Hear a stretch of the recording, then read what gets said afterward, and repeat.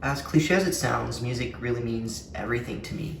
Ever since I was a kid, I was just always drawn towards it. And I remember picking up a guitar for the first time and knowing that this is what I wanted to do for the rest of my life. Hello and welcome to another episode of Captured in the Spotlight. I'm Adriana Gentile, and on today's episode, we learn more about the life of musician Alex Goupil. Hi, my name's Alex Goupil, and I was captured in the spotlight. I was captured in the spotlight. Ooh, you know music makes your dreams come true. I know what you need when the music gives you feels, and I love the way it makes you move. I was captured in the spotlight. Ooh, you know music makes your dreams come true. My first memory of music has to be when I got a toy guitar when I was about 3 or 4 years old. And I remember not being able to put it down and watching other guitarists on TV and thinking that it was the coolest thing ever. There's also this other time when, around the same age, me and my family were at a fair and there was a stage with live music. And I just ran towards that stage and sat on the stairs right next to it and just watched the band, absolutely mesmerized. Those would have to be the first memories of music that I have. It's always been hard for me to pick a musical influence because I just listen to so many different kinds of music. When I started playing guitar, I would listen to a lot of Disturbed, Avenged Sevenfold, so a lot of like metal and rock. And nowadays I can listen to anything from heavy metal to Dua Lipa, and I love them both just as much. So it's definitely hard for me to choose, but if I had to pick one inspiration, it would have to be John Mayer. His songwriting skills are just absolutely like no other, and he wrote my favorite song, which is In Your Atmosphere. If you haven't heard that song, you should definitely go check it out. It's absolutely amazing.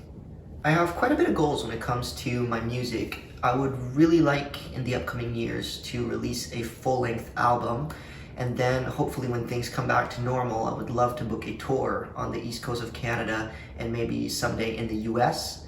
And then long term, I would say selling out Madison Square Garden, but one step at a time. I'm currently working on a lot of new projects, mostly original songs, which will be coming out this year, so make sure to follow me on my social media accounts to stay tuned.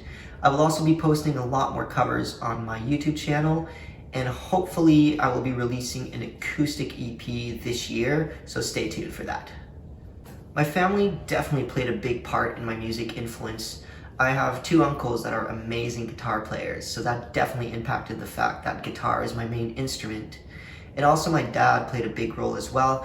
He used to play trombone in a band when he was younger, and I remember as a kid, he would also sit me down and make me listen to the lyrics of songs and to get me to explain the story of the song. And to this day, this is why lyrics are so important to me, and I focus a lot on the lyrics when I write my songs. The moment that I'm proud of the most has to be when I moved to London in 2018 and lived there for 2 years. It was really hard to say bye to all my friends and family, but it allowed me to push my music career a little bit further, to record some songs in an amazing studio, meet great people. I had the opportunity to play shows, and it was one of the best experiences of my life. You're about to hear a performance of my brand new single, Letting Go, which is now available on all streaming platforms. This song is really special to me because it's by far my favorite song that I have ever written. It's a lot more of a ballad and more emotional than what I usually write, and I really poured my heart out in this one, so I hope you like it.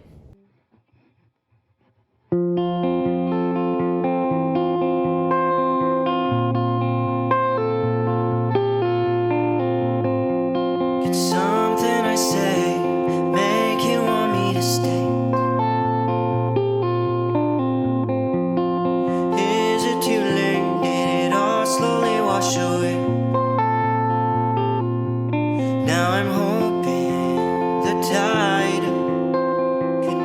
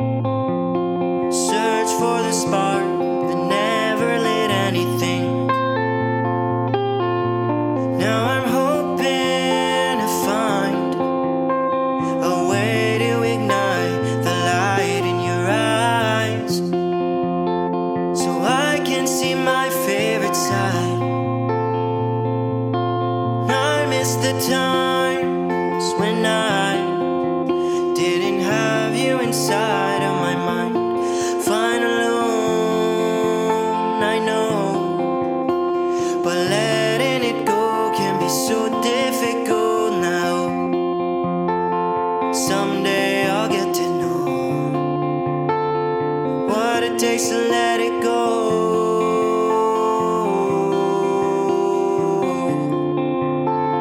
Slowly I will let it go.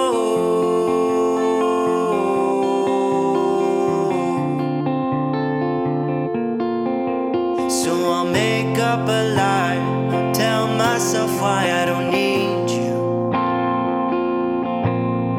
and I'll try to deny that I'm always thinking about you. But I'm hoping for a miracle to get rid of the chemicals inside of my head, so I don't feel again.